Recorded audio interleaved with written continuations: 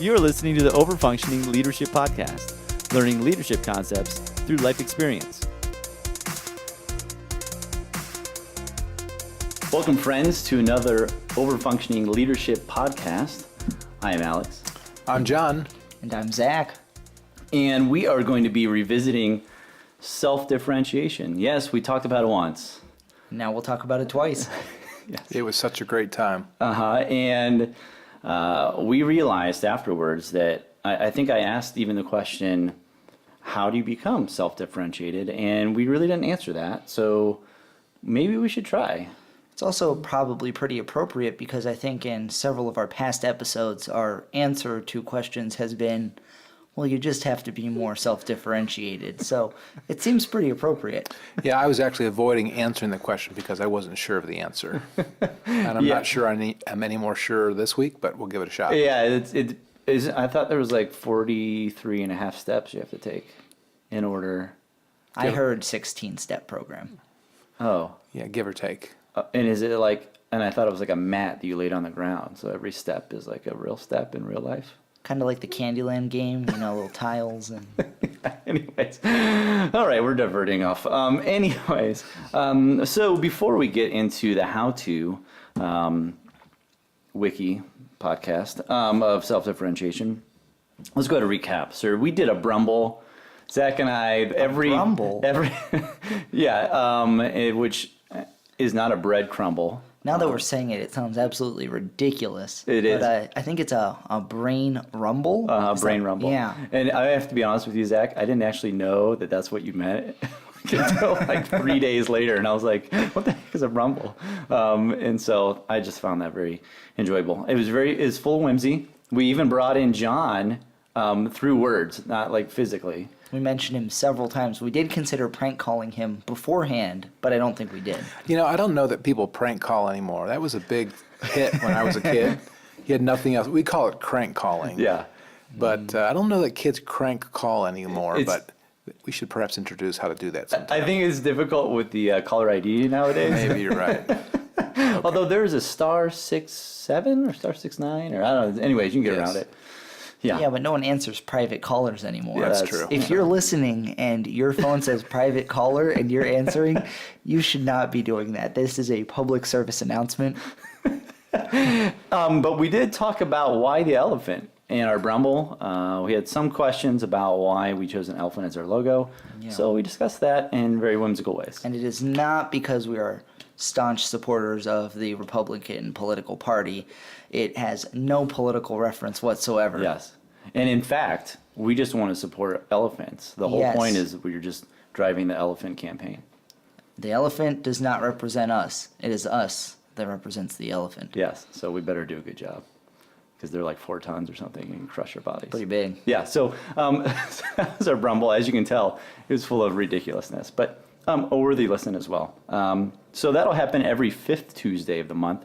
We don't know when the next one is, but Leap year. yes, yeah, we did. It's definitely a leap year. So then last time, gentlemen, we talked about self-differentiation. So, and basically we just gave a definition of what it was. So what is the definition of self-differentiation? I was thinking about this definition, and I don't know that we said this last session, but thinking about being a separate self in the midst of a group. And a good example of that is a cell. A cell in a body. A cell is part of a body, but has an individual separate function. And that particular function is what the cell knows and doesn't really know anything else. So a skin cell, a blood cell, other types of cells. Neuron. Those cells know their particular function, and they aren't talked out of their function by another, so group pressure doesn't change what they believe they're about. I'm not sure there's much discussion among cells. Perhaps there is. Maybe on a cellular telephone. Oh, boo, boo. Yeah, sorry. I kind of like it. Anyways, so they are mission oriented, and they know what they want and know what they believe, and they know what they're going to do. Mm-hmm. But they do that in the midst of a group, so they're not by themselves outside of the body. So they're within a body, but they have a separate identity. So I think that's a good description of self-differentiation, Yeah. at least conceptually.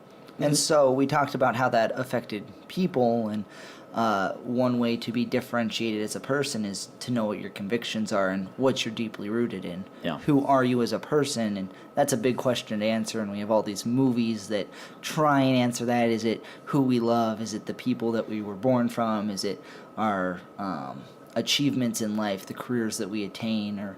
And so convictions is the shorthand of that. Yeah. And we'll talk about that here more in a second. But before that, it is fable time. So go ahead, get your stretches in, and strike your favorite yoga pose, because it is fable time. And I'm actually going to share a fable today. So in the past, I don't know, a couple weeks or so, and this was not a plan for me to do this, but I have checked out a different church. Just for various reasons we won't go into, but it was an interesting visit when I went this past Sunday, because I've been to this church before because my best friend goes to it, and I've admired the people that have gone there. Like every time I go, I'm like, man, these people are awesome. Like, and they're really welcoming, but just seem very solid. And I started noticing, especially this past Sunday, how solid they were as people.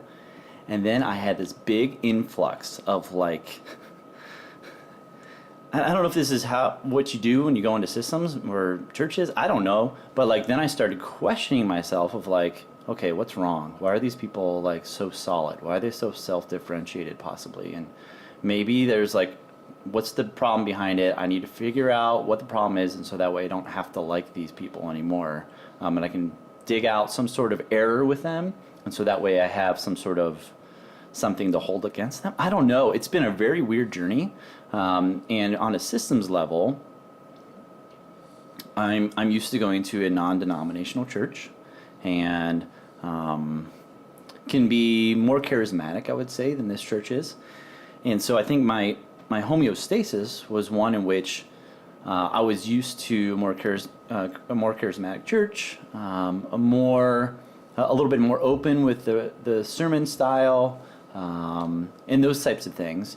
And when I went to this church, the homeostasis is a lot different, and they dress nice, and that's not because they're better, but that's just what they do. And it was a lot more conservative, and so I had this like battle going back and forth with me about like in my brain, and even now today, and Zach and I talked for a long time about it, like what is going on with myself, and why am I such in a battle against what's going on? And so I know that Fables like doesn't wrap up into a nice little like, hey, this is everything that's going on here, but I think it, for me, it at least helps me. It gives a different setting or system to look at when it comes to this system theory and bone systems theory, to say, okay, how does the way that this lens that we're using for leadership, how does that look through this scenario? And so, you guys have any thoughts or questions, about this? Yeah, you mentioned that you were inherently opposed to this group of people initially, not for any like conscious reason, but it was one of the reasons you avoided going to this church and avoided checking it out. Why do you think that is? Is it because you didn't want to be a solid person? I don't know, and that might be part of it. I think some of my homeostasis in me would say that it's a lot easier to just stay where I'm at right now, and possibly that going to this new system, this church, would make me have to change as a person, and I'd have to change my own functioning to try to fit within this new system.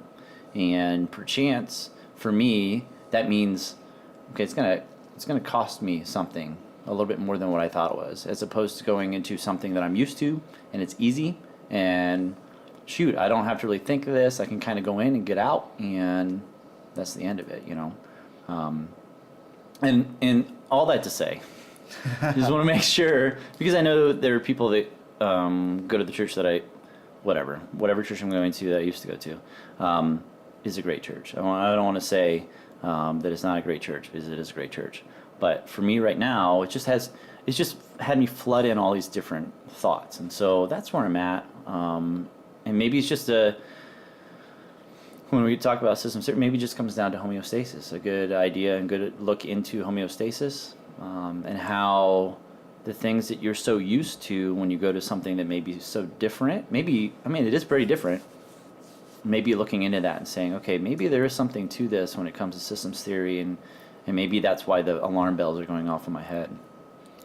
I'll pose a question, and it might be rhetorical, Yeah. and it may not be a question to answer here, or it might be.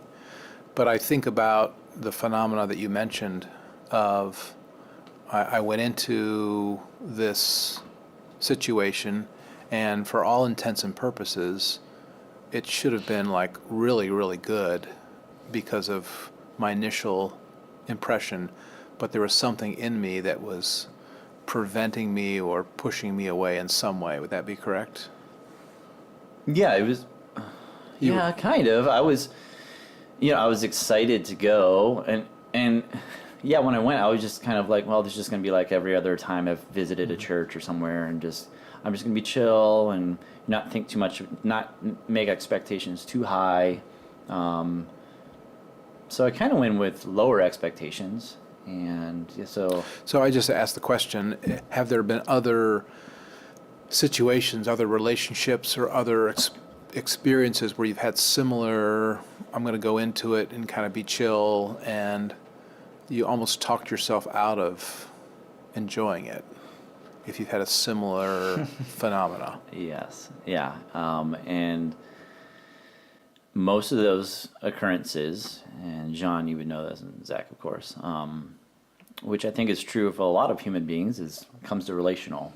Those are I think of a lot of times when I've been in relationships with people, just friendship or romantic, either one, in which I didn't think I had those expectations, and then I've freaked myself out because of somebody else's expectation or somebody else's functioning threw me off. And so maybe that's just part of my own self-differentiation as I grow as a more solid self too. So Yeah, that's a good fable. I mean, it was interesting. And it's not like you can say, well, this is the conclusion with No. these, but you say maybe something's going on here and you think through it. yeah. Maybe conclude something, maybe not. So maybe the moral of this fable would be something along the lines of, if you're looking for a group of differentiated people, find people who look differentiated. Because I know that was one of the big things you saw when you went through this group, is you're trying to fit it into this systems theory framework, and boom, you find a bunch of solid people that seem a little unperturbed by the systems around them. Yeah, and then I get freaked out because they may actually be solid people. And they Weird. they care a little less about what you think, which is kind of rough. How dare they? They're so important. Yeah, dang it. Okay, well, that'll be it for that fable. And now we're going to go into this question of how to become more self-differentiated. This is like opening a can of worms, which I'm not sure there's any worms inside. But that's where we're going. So, gentlemen, I pose that question to you, and let's see where it falls. Well, I'll start off with a quote from Dr. Bowen himself, and he makes a distinction between base differentiation and functional differentiation, and I think we did that last week too, but I'll briefly recap that. Base differentiation is essentially the level of maturity or differentiation that we get from our families, and this tends to be pretty stable from generation to generation. And it's what we inherit from our families. How mature our parents are, our lineages, if you will, tends to be our base level. And then functional differentiation is the maturity that we borrow from others. So there's the distinction there. But he says most people spend their lives at the same basic level they had when they left their parental families. They consolidate this level in a marriage, after which there are few life experiences that change their basic level of differentiation. Many life experiences automatically raise or lower the functioning levels of self, but this shift can be as easily lost as gained. There are calculated ways to raise the basic level of self, but doing so is a monumental life task, and it is easy to say that the possible gain is not worth the effort. So that's an interesting distinction that's made right there, is you could, for all intents and purposes, marry in to a differentiated family to become more differentiated, right? You could surround yourself with a system that is differentiated. And I guess that begs the question, what sort of differentiation are you looking for? Yeah, I guess my question would be, so if let's take a husband and wife, or a man and a woman, and a man says, boy, I'm pretty undifferentiated, but I'm going to latch onto this differentiated family. I think the female in that case would say, why do I want to hook up with this guy? Murray Bowen does say that people tend to marry relatively similar differentiation levels. So although that's possible, it's not real common that a person, I guess if I was relatively immature, I could try to latch on to that maturity to be more functionally differentiated, but I would imagine the woman would go screaming, running away. Most likely, anyways. And how would you know? Like, I would also assume that as somebody who's maybe not well self-differentiated, you wouldn't have the wherewithal to say, you know what, I want to try to get something from this person. Yeah, I doubt they're reading Bone Theory. Just a guess. But I would say, though, an occurrence where this might happen is if somebody wants a mentor, because that's happened to me before, where I'd said, I see this person and, man, they've got something, and I want that. And so maybe I need to hang out with this person more. So that's what it looks like on the individual level then. It's not a lifelong commitment to someone. It's I'm going to find someone who's going to grow me in that intentional capacity. I think so. So you want to grow as a person to be more self-differentiated, and you want to have clear convictions. How do you, we stated that last time, so how do you do that? I think carefully thinking through guiding principles is a place to start. What do I believe?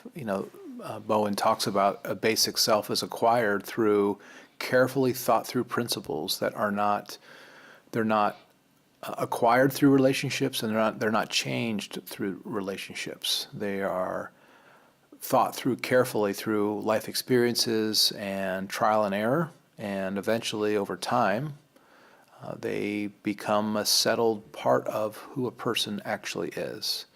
And that's part of that. It's a complex process, and it's not an easy one, but it's about defining self. So I think about cells. They define self in the midst of a body, and it's difficult to do this. So teach high school students, and I was having a conversation today in our training at school where we had some students speak about leadership, and one of the students who's a senior said, I know I need to differentiate in my family, but I'm not sure the cost is worth it right now. And he said it in simple economic terms. He actually used the terms cost-benefit analysis. And he mentioned that the cost of defining self in his family, where he needs to speak some truths that he's not spoken yet, the costs are immediate and real, and he can feel it just welling up within.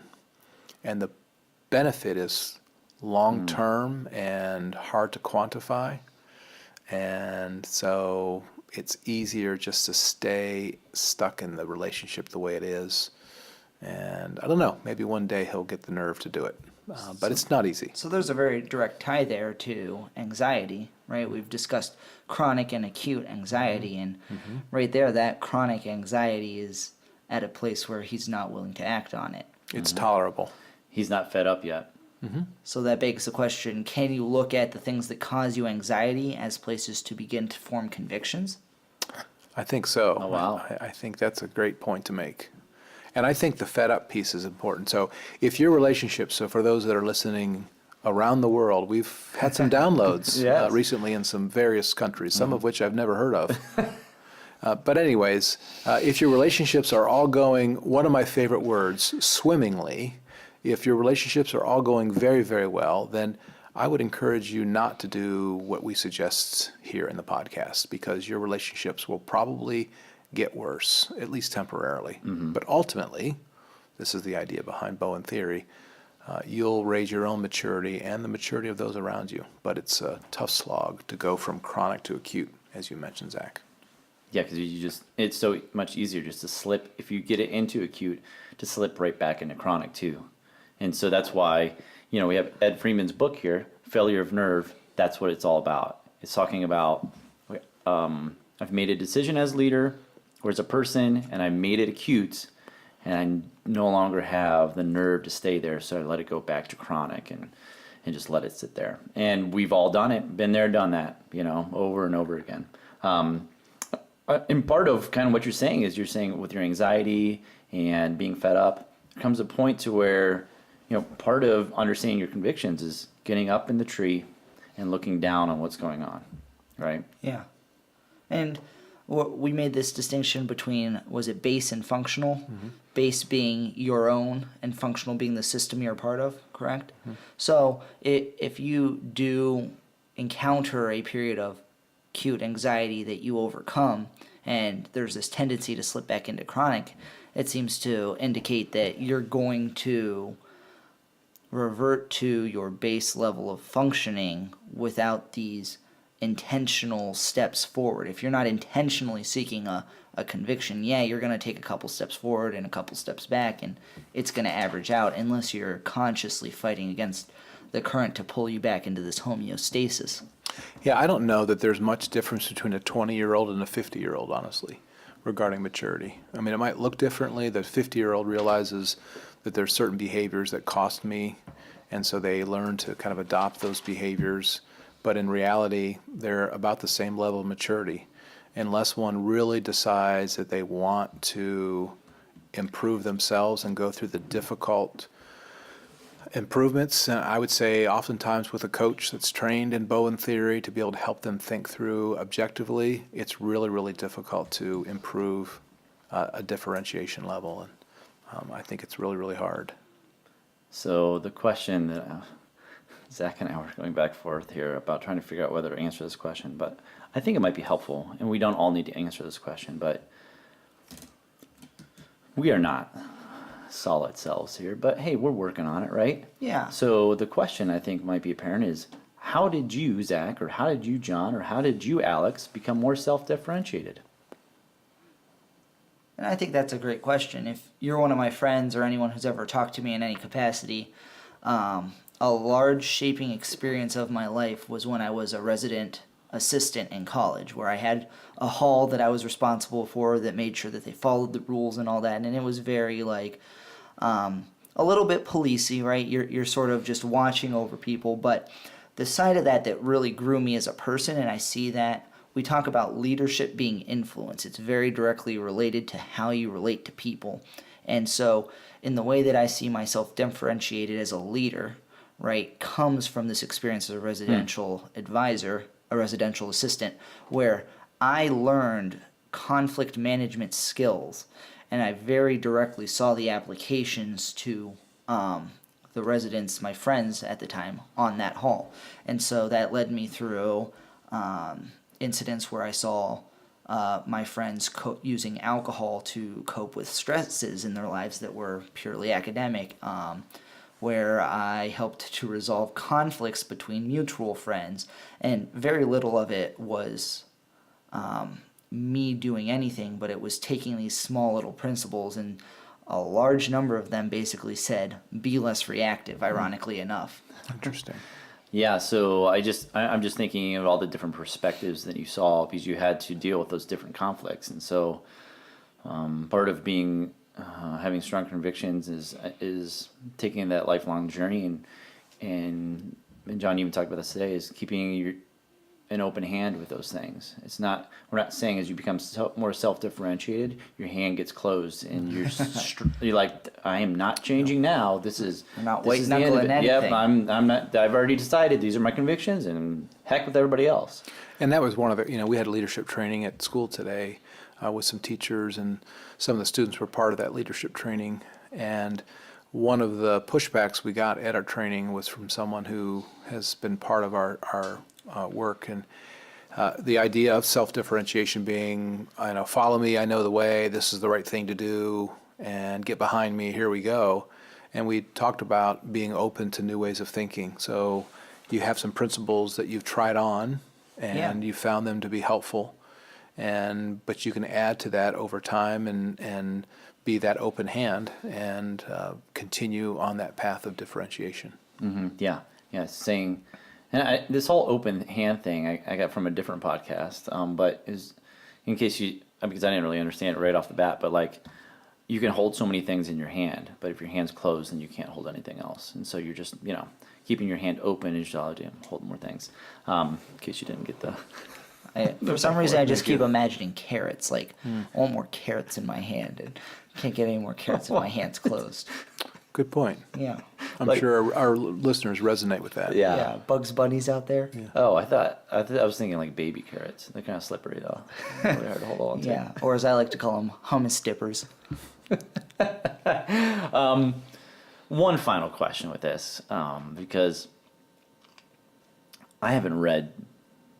Well, I guess maybe I've read some of these. I haven't read too many of them. Self-help books. So, quite possibly, could a self-help book help you with your convictions? I guess it depends on what self-help book it would be. I think ideas borrowed from another and tried on. It is maybe a place to start, but I think. And I don't want to lump self-help books in one big category, but I'm going to, is the focus on technique and do these 6 things and you'll be a winner. And I think, okay, that's great, but you don't know who I am, and you don't know it's almost willing myself to I don't know, I guess this is just me personally. I just can't commit to certain techniques and remember to do them. Like, oh, I got to do that. Oh, I got to do this. Oh, I'm supposed to do that. But if I can really think carefully about what I believe, then it's all internally driven. It's not external reminders or Post-it notes that I got to stick everywhere to remember. And you asked the question about the self-differentiation journey for each of us and where it comes from. I think for me, my faith is an important piece of who I am as a person. And my faith in God that talks about what's my origin and what's my destiny. And I have a firm belief in both of those bookends. And so because I have a firm belief in both of those ends, my why and why I'm here on earth is pretty clear to me. And I think that can lead to some peace. The second component for me is, and I'm not sure if I could quantify the payoff of this, but it seems that there's correlation. I'm not sure where the causation part is, but of working on my own family relationships and trying to make connections with my father and with my brother, with my sister, with my wife and my own children, and being intentional about that and one-on-one relationships. Bowen he says that's the single greatest thing you can do as a person to become self-differentiated is to work on your family of origin relationships. And I'm working with a couple of clients right now, encouraging them to do that, and they look at me sideways like I'm nuts. Like, seriously? I haven't talked to my sister for 5 years, and you're telling me I need to call her? I'm like, hey, you can do what you want. If you're calm and everything's going great in your life, here's the interesting piece. And I know I've been long-winded, but I'll say this. In the people that I work with that have high levels of chronic anxiety, to a person, there's actually 4, but to a person, it is fractured family relationships are prevalent in all 4 of those scenarios.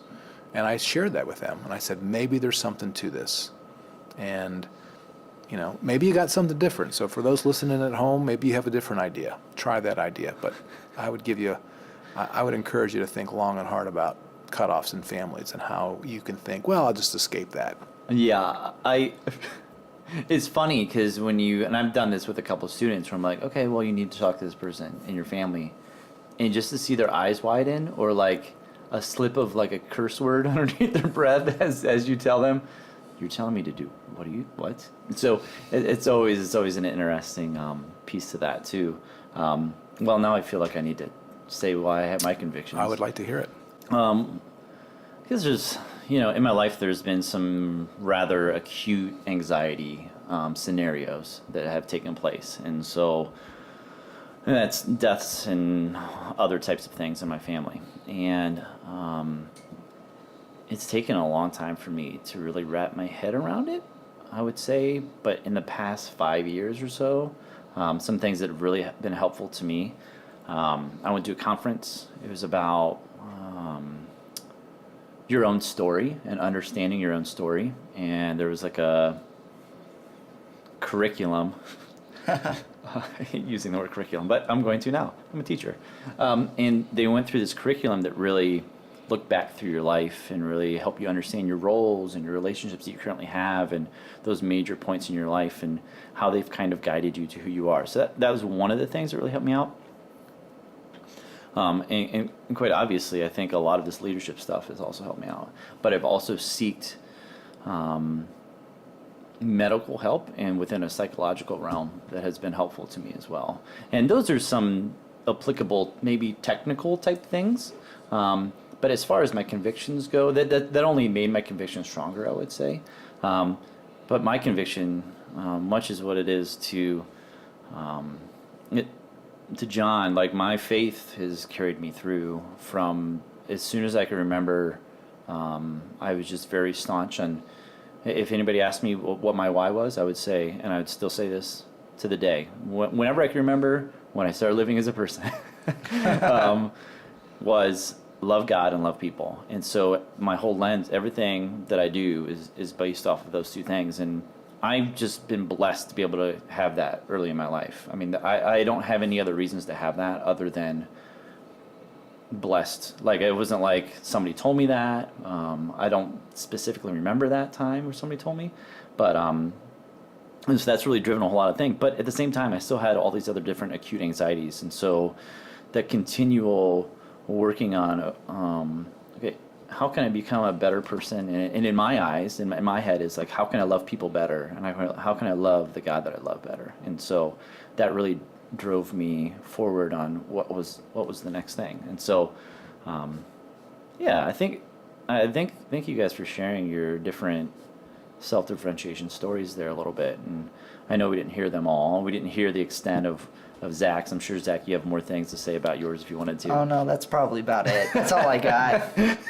Oh, yeah, I forgot your mom talked a lot about them. Yeah. It will be an interview later on. Oh, yeah. I forgot all about that. It's always nice to have your mom speak for you.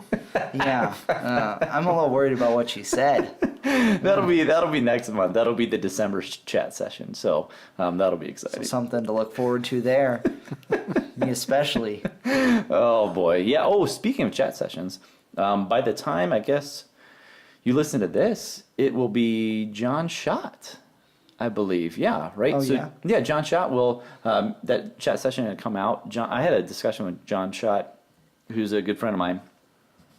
I strongly suggest it was the most, different discussion about leadership.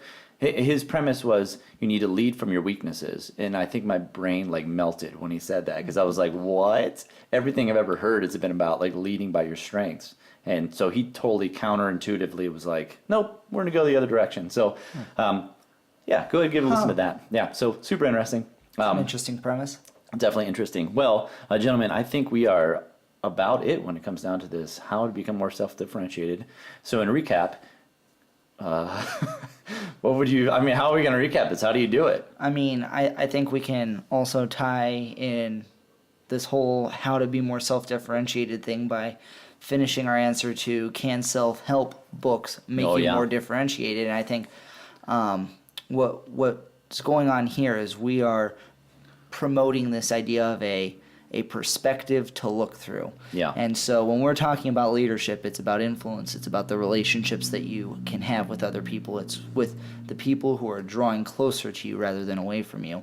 And so there's not, to John's point, there's not 6 things that are going to work in every situation. And they might be helpful, but they're helpful within this premise of a perspective where we are people and we have these reactions where we want to grow distant from people and we want to grow closer to people, and we learn a lot of that, the ways that we do it and where we stand on that closeness spectrum from our families of origins. And so while it is about our systems, a lot of it is where we've come from. Yeah, I would just say 2 closing thoughts for those that take notes, because some people are like, just give me a couple things. Okay, I'll give you a couple things. One is think carefully through guiding principles, what you really believe. And that's through trial and error, through reading, through reflection, through conversations. And then secondly, in your family, think about who you're too close to, who you can't separate from, who you're so afraid to disappoint that you don't want to stand for self. Or on the opposite side, who are you too distant from, where that relationship is even perhaps fractured. And work on distancing from the first and closing the gap with the second. Those are 2 things to consider. Awesome. Great. Well, gentlemen, with that, we're going to wrap this thing up. You can check us out on the Facebook, and you can also send us an email through theofpodcast@gmail.com, and we would love to hear from you. If you have any questions, we're going to cover a myriad of different topics that we have lined up, but your questions are really awesome. If you throw out a question to us, we will do our best to answer it, and we'll even give you a shout out if you choose not to be anonymous. We'll try not to leave it too open-ended at the end. Check out MySpace too. I think we have that account starting soon, right? Yeah. It's a new platform just out. Oh, you got to reopen your account? I am. Mine's still going on, by the way. Good. Yes. Yeah. I have 1 follower. The person's now deceased. They died in 2006. But anyways, It's a little sad. it is sad. Kind of It's morbid. taking a weird turn, yet we're laughing. Also, YouTube, you can check us out there. Simplecast is where we put our podcast through. And who should we be shouting out to? I think we're shouting out Jesse Huffstetler for his, what's it called? Squagmire. Yeah, we Yes, love the Squagmire, or Starfish Limiter as it's called. He provided us with our amazing theme song that we start and end the podcast with, and also fancy little technical tool that we're using to make our voices sound just a little bit prettier. So take that into consideration when you think about what our voices sound like now. Oh yeah, especially with our new mic stands and everything. With that, Zach's gonna try to catch this fruit fly that's in the room. I failed. And we're gonna finish up. So I'm Alex. I like baby carrots. I'm perpetually confused, and I'm John. I'm Zach, and I'm still confused about Squagmires. We'll see you later. Bye.